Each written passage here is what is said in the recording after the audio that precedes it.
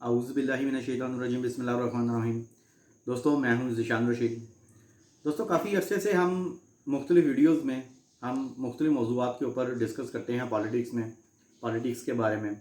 और जो हुकूमत को जो मेन मसला दरपेश है महंगाई का, जिसकी वजह से आवाम के अंदर कुछ बेचैनी भी पाई जाती है, इसके मुतालिक हम गुफ्तगू करते रहते हैं।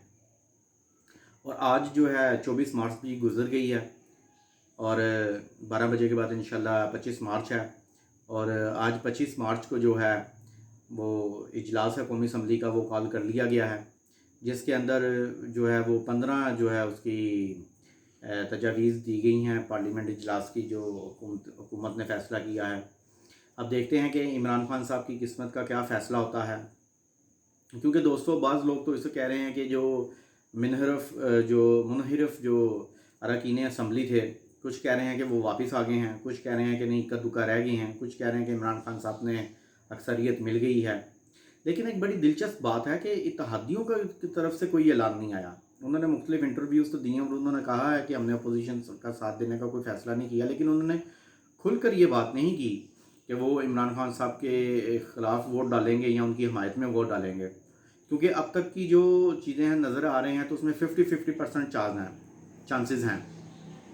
अगर एक दफ़ा ज़मीर जाग जाता है तो काया पलट सकती है, और अगर वो अपने फ़ैसले पर कायम रहते हैं, खान साहब को वोट नहीं डालते, तो ज़ाहिर बात है फिर वज़ारत उज़्मा जाएगी इमरान खान साहब की।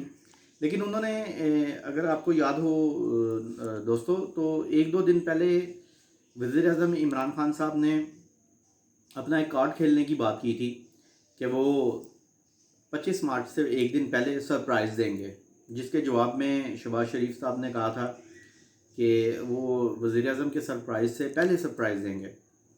तो अभी तक कोई ख़बर नहीं आई टेलीविज़न के ऊपर, कोई मीडिया पे इमरान खान साहब के सरप्राइज़ की। अब सुबह वोटिंग होगी और ये तजवीज़ दी गई थी हुकूमती अरकान की तरफ से कि सुबह का जो इजलास है 25 मार्च का, उसे फातह ख्वानी के बाद जो है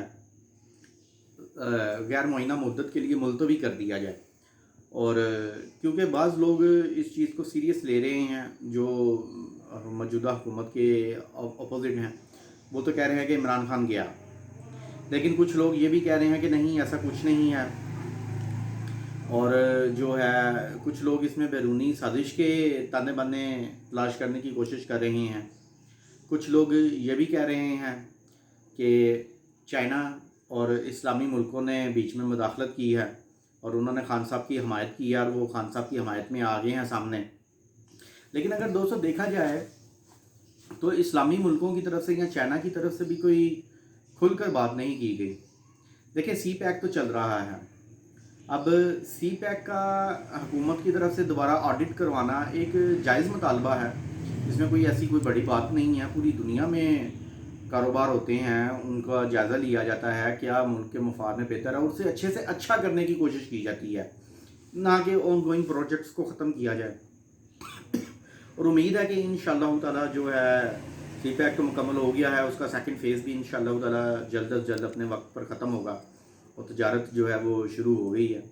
मुख्तलिफ़ लोग हैं, मुख्तलिफ़ बातें कर रहे हैं। कुछ लोग बैरूनी, कुछ लोगों की तो ये आदत होती है, वो हर चीज़ में ही बैरूनी हाथ को ढूंढने की कोशिश करते हैं। लेकिन ये भी एक बात सच है कि जो हम पिछले 3 साल से देख रहे हैं, और गाहे बगाहे मुख्तलिफ़ टीवी चैनल्स के ऊपर, और आम अगर गली मोहल्लों में भी अगर लोगों के साथ बातचीत करते हैं, तो वो भी इस चीज़ का इजहार करते हैं कि इमरान खान साहब को जानबूझकर फेल करने की कोशिश की जा रही है, इनकी टांगें खींचने की कोशिश की जा रही है।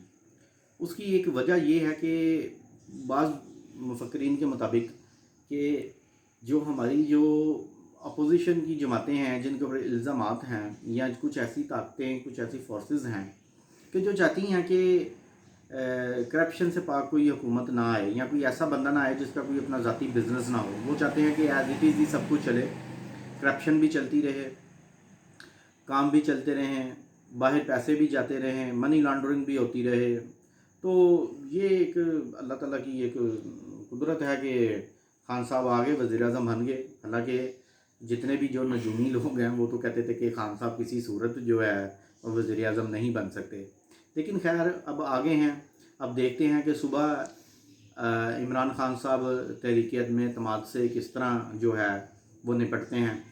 اور جو وسیم اختر صاحب ہیں انہوں نے بھی آج ایک ٹیلی ویژن کے اوپر انٹرویو میں اپنے بتایا کہ حتمی فیصلہ کوئی نہیں ہوا، لیکن انہوں نے اس بات کا اظہار ضرور کیا ہے کہ بلاول بھٹو زرداری اور آصف علی زرداری صاحب نے ان کے مطالبات کو تسلیم کر لیا ہے.